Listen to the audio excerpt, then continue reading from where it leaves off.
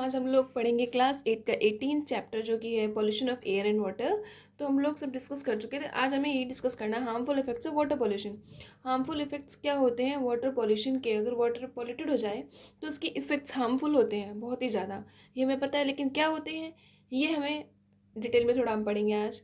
तो let us study, let us discuss some harmful effects of water pollution. तो water pollution के हम लोग डिस्कस करने वाले इफेक्ट्स क्या हैं। पहला है इफेक्ट्स ऑन ह्यूमन हेल्थ। सबसे पहले ह्यूमन हेल्थ मीन्स हम लोग मनुष्य, तो हम लोगों के हेल्थ पर क्या असर पड़ता है। Polluted water can cause many diseases like cholera, dysentery, typhoid, gastro intestines, jaundice and diarrhoea in human beings. तो ह्यूमन बींग्स में पानी से होने वाली कौन कौन सी बीमारी है? कॉलरा है, डाइसेंट्री ये हो जाती है, टाइफॉइड हो जाता है, गैस्ट्रो एंटरटाइटिस, जॉन्डिस हो जाता है, जॉन्डिस मीन्स पीलिया है, डायरिया इन ह्यूमन बींग्स, ये सब हो जाते हैं। फिर है यूट्रोफिकेशन। क्या होता है ये टॉपिक पढ़ेंगे। यूट्रोफिकेशन क्या है? तो यूट्रोफिकेशन क्या है? Washing away of fertilizers into water bodies caused increase growth of alga and other weeds in water bodies. अगर हम कपड़े धोते हैं, वॉशिंग अवे ऑफ फर्टिलाइजर्स अगर हम खेतों में इस्तेमाल करते हैं और ये फर्टिलाइजर्स पानी के थ्रू धीरे धीरे वाटर बॉडीज़ में पहुंचता है, तो क्या होता है? Washing away of fertilizers into water bodies. अगर ये फर्टिलाइजर्स वाटर बॉडीज़ में जा रहा है, मतलब नदी, तालाब, समुद्र सब में जा रहा है, cause increase growth of algae, तो वहाँ एल्गी ग्रो होने लगती हैं, एंड अदर वीड्स मीन्स होते हैं अनवांटेड प्लांट, जिन्हें हम नहीं चाहिए खेतों में, वो भी ग्रो होने लगते हैं। तो पानी में क्या होता है? एल्गी ग्रो होगी, वीड्स ग्रो होने लगती है वाटर बॉडीज़ में, this is called algal Bloom. तो एल्गी पूरे पानी में आपने देखा होगा छा जाती है, जो रुका हुआ पानी होता है, बहते पानी में नहीं, लेकिन जो रुके हुए पानी होता है उसमें छा जाती है एल्गी, तो उसे बोलते हैं algal bloom. Due to respiration carried out by algae. तो एल्गी क्या है? वो रेस्पिरेशन करेगी, मतलब सांस लेगी, तो large amount of dissolve oxygen in water is consume. तो जो अब एल्गी को सांस लेने के लिए क्या चाहिए? ऑक्सीजन चाहिए। जैसे हमें सांस लेने के लिए ऑक्सीजन चाहिए, ऐसे एल्गी को भी ऑक्सीजन चाहिए होती है, तो वो ऑक्सीजन ले लेती है पानी में से, कंज्यूम करने लगती है। तो क्या होता है? Due to respiration carried out by algae large amount of dissolve oxygen in water is consume. Death of algae further reduces amount of oxygen in water. फिर यही ऑक्सीजन धीरे धीरे, फिर यही क्या होता है? एल्गी वहीं पर खाते पीती हैं, अपनी ऑक्सीजन लेती रहती हैं, फिर धीरे धीरे मर जाती है। जब मर जाती है फिर क्या होता है? तो मर जाती है, वहीं इकट्ठी बनी रहती हैं उसी वाटर बॉडी पर। तो death of algae further reduces the amount of oxygen water. तो जब ये एल्गी जो होती है वही पानी के ऊपर परत एक बना लेती है, तो क्या होता है? पानी को ऑक्सीजन मिलना थोड़ा कम हो जाता है, पानी में ऑक्सीजन की कमी हो जाती है। This is because micro organisms use oxygen for the decomposition dead algae. अब ऑक्सीजन की कमी क्यों हो गई? एल्गी तो खाती पीती रही, ऑक्सीजन लेती रही, फिर अब खत्म हो गई। जब खत्म हो गई तो वो परत छा गई, तो उसमें क्या हुआ? जो माइक्रो ऑर्गेनिज्म वहाँ ग्रो हो रहे थे, उन्होंने क्या किया? धीरे धीरे एल्गी जो थी मरी हुई उसको खाना शुरू कर दिया। जब वो खाएंगे तो वो ऑक्सीजन फिर पानी से लेने लगते हैं। This is because micro organisms use oxygen for decomposition dead algae. तो माइक्रो ऑर्गेनिजम्स अब ऑक्सीजन को यूज़ करने लगे। क्यों यूज़ करें? एल्गी को ख़त्म करने के लिए, डिकम्पोज करने के लिए। तो फिर क्या होता है? The process of nutrient enrichment of water bodies, the process of nutrient enrichment of water bodies that stimulate the growth of aquatic plants like alga that may result in depletion of dissolved oxygen is called eutrophication. Eutrophication क्या होती है? The process, मतलब वो process है, वो प्रक्रिया है, the process of nutrient enrichment of water bodies that stimulate the growth of aquatic plants like algae that may result in depletion of dissolved oxygen is called eutrophication.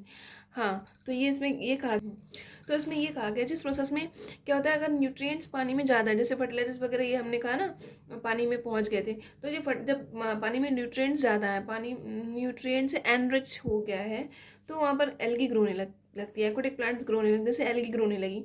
तो algae जब grow होने लगी तो उसने क्या किया? ऑक्सीजन की मात्रा को, पानी में जो ऑक्सीजन की मात्रा थी उसको कम कर दिया, उसको बोल रहे हैं यूट्रोफिकेशन। तो इससे क्या होता है? दिस कॉजेस, यहाँ लिखा है this causes loss of biodiversity because once the level of dissolved oxygen falls, fishes and most other aquatic animals also die due to suffocation. इसका मतलब ये है कि वो कह रहे हैं इसकी वजह से क्या हुआ? ऑक्सीजन का लेवल पानी में कम हो गया। जब पानी में ऑक्सीजन का लेवल कम हो गया तो बायोडाइवर्सिटी मीन्स जो प्लांट्स एनिमल्स पानी में रहने वाले थे, फिशेज वगैरह रहने वाली थी, वो धीरे धीरे मरने लगती हैं। एक्वाटिक एनिमल्स कहने का मतलब है मरने लगते हैं सफोकेशन की वजह से। जैसे हमें सफोकेशन होने लगता है अगर ऑक्सीजन ना हो, तो ऐसे एक्वाटिक प्लांट्स और एनिमल्स को भी सफोकेशन होने लगता है अगर ऑक्सीजन ना हो, तो वो मर जाते हैं। तो बायोडाइवर्सिटी कहने का मतलब वहाँ की कम हो जाती है। तो यहाँ पर देखिए डायग्राम में ये एल्गी दिखाई हुई है, पानी पर किस तरीके से बुरी तरीके से एल्गी छाई हुई है, तो इसको बोलेंगे यूट्रोफिकेशन। फिर हम पढ़ेंगे बायोलॉजिकल मैग्निफिकेशन क्या होता है। तो ये क्या होता है, biological magnification. Pesticides and insecticides like DDT are poisonous chemical substances which are use in large quantities to kill pest and protect the plants from diseases. हम अपने मतलब जो किसान लोग होते हैं क्या करते हैं, अपनी फसल को बचाने के लिए पेस्टिसाइड्स यूज़ करते हैं खेतों में. DDT यूज़ करते हैं हम लोग. ये क्या होती है, जहरीले चीज़ होती है, जहरीले केमिकल है, पॉइजनस केमिकल्स होते हैं which are use in large quantity, से ज़्यादा मात्रा में यूज़ किए जाते हैं. क्यों?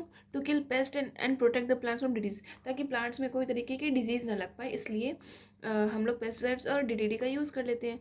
तो excess of pesticides find their way to water bodies through rain water.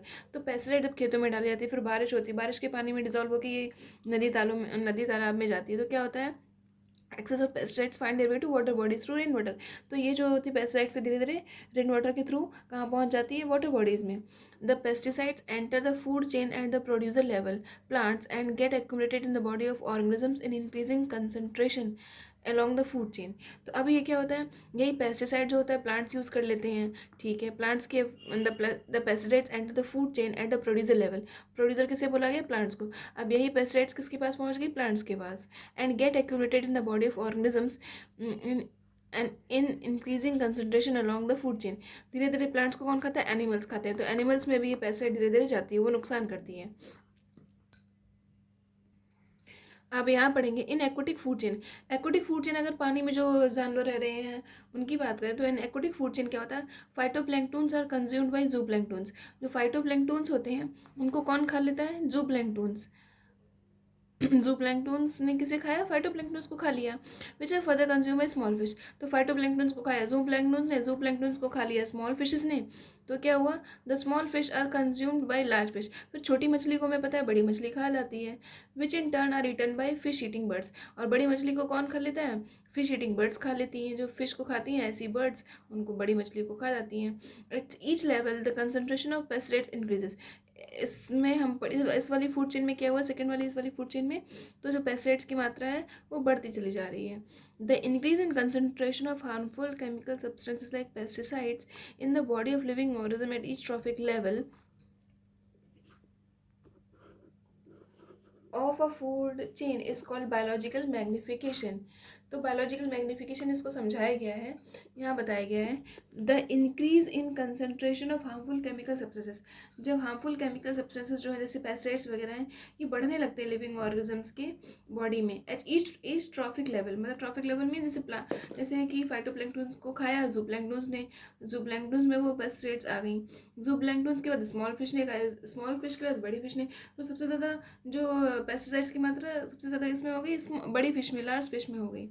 तो ये जो पेस्टिसाइड्स की मात्रा धीरे धीरे हर ट्रॉपिक लेवल पर, जैसे ट्रॉपिक लेवल बढ़ रहा है वैसे ही मात्रा बढ़ती जा रही है. तो इसको बोल रहे हैं बायोलॉजिकल मैग्निफिकेशन. ये नुकसानदायक. यहाँ डायग्राम में यहाँ समझाया गया है, ये देखिए ये डायग्राम है, इसमें ये देखिए बताया गया है DDT कंसंट्रेशन. इसमें यहाँ बताया गया है DDT concentration increases of 10 million times. DDT in fish eating birds. DDT देखो यहाँ पर बताया गया है, पहले क्या था, DDT in water. DDT water में इतनी थी, फिर उसको DDT को किसने खाया, जूप्लैंक्टन्स ने. जूप्लैंक्टन्स में वो आ गई, ठीक है. फिर इसको जूप्लैंक्टन्स को किसने खाया, स्मॉल फिश ने. स्मॉल फिश के बाद लार्ज फिश ने खा लिया. तो देखो DDT की मात्रा 0, देखो इतनी थी, फिर इतनी हो गई, अब 0.5 हो गई, अब 2 ppm हो गई. तो और फिर उसके बाद DDT in fish eating birds. ये फिश ईटिंग बर्ड्स है, इन्होंने खा ली तो 25 ppm हो गई. तो DDT concentration increases of 10 million times. तो DDT का कंसंट्रेशन बढ़ गया. हम लोग यहाँ पढ़ेंगे damaging effects of water pollution on river Ganga. River Ganga पर वाटर पॉल्यूशन का क्या इफेक्ट पड़ा है. River Ganga is one of the major rivers of Indian subcontinent. River Ganga जो सबसे बड़ी गंगा है, सबसे बड़ी रिवर है, estimated 20 lakh peoples ritually take a bath daily in river, हाँ, which is considered holy. तो मतलब इतने सारे लोग जो हैं नहाते हैं गंगा में, जिसे हम लोग वो धार्मिक तरीके से मानते हैं कि गंगा में नहाना अच्छा होता है. Well it may be considered holy, it is one of the dirtiest river in the world because it is highly polluted. लेकिन ये जो रिवर है सबसे ज़्यादा गंदी है वर्ल्ड में, दुनिया में सबसे बहुत ही पॉल्यूटेड रिवर है. जबकि इसको सबसे ज़्यादा होली मीन्स सबसे धार्मिक इसी गंगा का पानी शुद्ध माना गया, लेकिन अब ये हाईली पॉल्यूटेड हो चुकी है. कॉजेज़ क्या हैं इसके, हम लोग पढ़ेंगे. पहला है discharge of domestic sewage into river. हम लोग डोमेस्टिक सीवेज में घर का जो कूड़ा कचरा वो सब नदी में बहा देते हैं। Discharge of industrial sewage into river, जो वहाँ के जो इंडस्ट्रियल सीवेज हैं, वो सीवेज इंडस्ट्रीज वगैरह वो जो सीवेज होता है वो भी रिवर में बहा देती हैं। Excessive use of synthetic detergents, हम लोग वहाँ नदी के किनारे कपड़े वपड़े धुलते हैं वो भी वहीं बहा देते हैं। Excessive use of chemical fertilizers which get wash into rivers with surface water, excessive use of chemical fertilizers which get washed into river with surface water. हाँ, जो केमिकल फर्टिलाइजर्स वहाँ जो लोग खेती किसानी करते हैं वो बह के नदी में ही पहुँचता है जाके, तो वो पॉल्यूट कर रहा है। Remains of human and animal corpses, corpses means जो होते हैं शव, तो जो एनिमल ह्यूमन के और एनिमल्स के जो मर जाते हैं उनके जो शव होते हैं वो उसी में बहा दिए जाते हैं, तो इसकी वजह से ये पॉल्यूट हो चुकी है। अब इसके इफेक्ट क्या है पढ़ रहे हैं, ये पढ़ते हैं हम लोग effect. The excessive pollution of the Ganga river affects about 400 million people who live close to the river। अब जो लोग नदी के आसपास रहते हैं उसको मतलब बहुत उन लोगों को बहुत ही असर पड़ता है अगर रिवर पॉल्यूटेड है। It cause health hazards in the form of diseases like dysentery और cholera, diarrhoea by either direct bathing in the dirty water और बाई ड्रिंकिंग इट। तो जो नदी के आसपास रह रहे हैं उन्हें बहुत ही इससे नुकसान, इससे भी उन्हें तरह तरह की बीमारी हो रही है। देखो डी से कौन सी, डायसेंट्री, डी से डायरिया, और एक है सी से कॉलरा। तो ये 3 बीमारियां हो रही हैं उन्हें डायरेक्ट बाथिंग नहाने से, डर्टी वाटर, और बाई ड्रिंकिंग इट या फिर उसका पानी पीने से। Efforts to save river Ganga, अब रिवर गंगा को सेव करने के लिए कौन कौन से एफर्ट्स लगाए गए हैं ये हम लोग पढ़ते हैं। In the Ganga action plan, GAP जिसे बोलते हैं Ganga action plan, GAP was a programme launch by the government of India in April 1985। तो गंगा एक्शन प्लान कब लॉन्च किया, 1985 में, 1985 में। तो in order to reduce the pollution level in the river, और क्यों लॉन्च किया था, ताकि पॉल्यूशन लेवल जो है रिवर में कम हो सके। तो however the increasing population, industrialization and increasing use of chemical fertilizers and detergents have already damaged this mighty river beyond repair। तो ये रीज़न बताया कि गंगा क्यों पोल्यूटेड है, तो हाउएवर द इंक्रीजिंग पॉपुलेशन, तो जनसंख्या की वजह से, इंडस्ट्रियलाइजेशन, वहाँ इंडस्ट्रीज ज़्यादा फैल रही है तो वो अपना सीवेज वहीं डाल देती हैं, and increasing use of chemical fertilizers and detergents, chemical fertilizers और डिटर्जेंट्स यूज़ हो रहे हैं वो गंगा में बहा दिए जाते हैं। Have already damage the mighty river beyond repair. The activities of GAP, Ganga action plan की जो एक्टिविटीज़ हैं इनिशिएटेड इन 1985, 1950 में एक्टिवेट की गई थी, वर डिक्लेयर्ड क्लोज्ड ऑन 31 मार्च 2000। तो जो गंगा एक्शन प्लान जो था गंगा की सफाई वाला इनिशिएट किया गया था 1985 में शुरू किया, लेकिन सन 2000 में से ख़त्म कर दिया गया, 31 मार्च 2000 को ये ख़त्म कर दिया गया। फिर क्या हुआ, इन 2008 में क्या हुआ, the government has set up the Ganga river basin authority to put forward planning, implementing and monitoring of various programmes for the Ganga.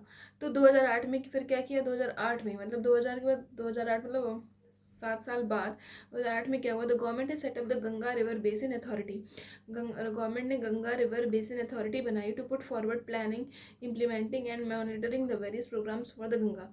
Ganga river के लिए एक मतलब कमेटी टाइप की बना दी जो इसका साफ। This authority aims to bring the river back to the life by involving the community and people right from plants to monitoring। इसमें ये इस अथॉरिटी का काम ये है, this authority aims to bring the river back to life. इस authority का काम ये है कि ताकि नदी को वापस अपनी मतलब जैसी पहले थी सुरक्षित साफ़ सुथरी वैसे ही लेके आना, बाई इन्वॉल्विंग द कम्युनिटी। वो क्या, उसका काम क्या है कि कम्युनिटी में आसपास के लोगों को इन्वॉल्व करना, कम्युनिटी के लोगों को इन्वॉल्व करना, ताकि वो गंगा के साफ रख सकें। अब हम लोग यहाँ पढ़ेंगे methods of prevention and control of water. हम मतलब कैसे हम वाटर पोल्यूशन को प्रिवेंट कर सकते हैं, उसे कंट्रोल कर सकते हैं। तो पहला है water pollution can be prevented और reduce with the following ways. Water pollution को प्रिवेंट करने के कौन से तरीके हैं, वॉशिंग क्लॉथ्स, क्लीनिंग यूटेंसिल्स और taking bath near water body such as lakes, rivers and ponds should be restricted.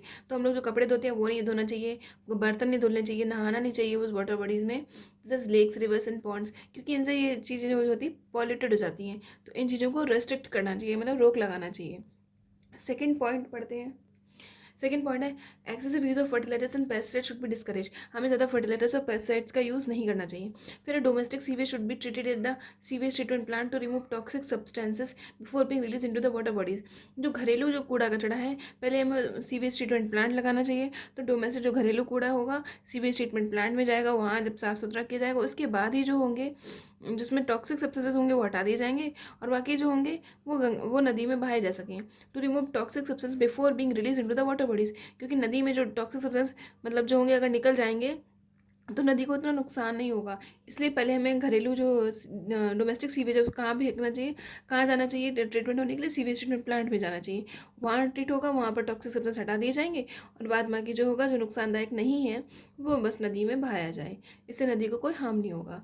Next है, toxic industrial sewage should be treated chemically to remove toxic substance before being release into the water bodies. जो industries क्या करते हैं, जो जहरीला जो substance होता है वो नदी में बहा देती हैं, देखते हैं कि कोई नहीं देख रहा है तो नदी में फेंक दो। तो नदी में नहीं फेंकना चाहिए, उन्हें क्या करना चाहिए, जो टॉक्सिक इंडस्ट्रियल सीवेज है उसको इंडस्ट्रीज का काम देना चाहिए कि वो खुद ही अपना ट्रीट करें, जो टॉक्सिक सब्सटेंस को अनटॉक्सिक बनाएं, उसके बाद ही उसको वाटर बॉडीज़ में डाल सकें। नेक्स्ट हम लोग पढ़ेंगे, pollution control rules enforce bye the government should be followed strictly. जो पॉल्यूशन, वाटर पॉल्यूशन को कंट्रोल करने के लिए जो रूल्स बनाए गए तो वो सभी को फॉलो करने चाहिए, स्ट्रिक्ट नियम होने चाहिए। Dead body should be cremated और buried and not dispose of in a river और लेक। जो डेड बॉडी जो हम लोग जला देते हैं, डेड बॉडीज़ होती हैं, ना तो वहाँ नदी के आसपास जलाना चाहिए, ना ही उन्हें ऐसे बहा देना चाहिए। And not dispose of in a river और लेक। कोई भी रिवर या लेक हो, उसमें ऐसे डेड बॉडीज़ को हमें नहीं बहाना चाहिए, ना ही जली हुई अस्थियाँ वगैरह बहाने चाहिए। इससे भी बहुत सी बीमारियाँ हो जाती हैं। Educating the people about the harmful effects of water pollution. हमें लोगों को बताना चाहिए कि वाटर पोल्यूशन किन कारणों से हो रहा है, इसके क्या असर हैं, तो हमें लोगों को जागरूक करना चाहिए। मेन चीज़ ये है।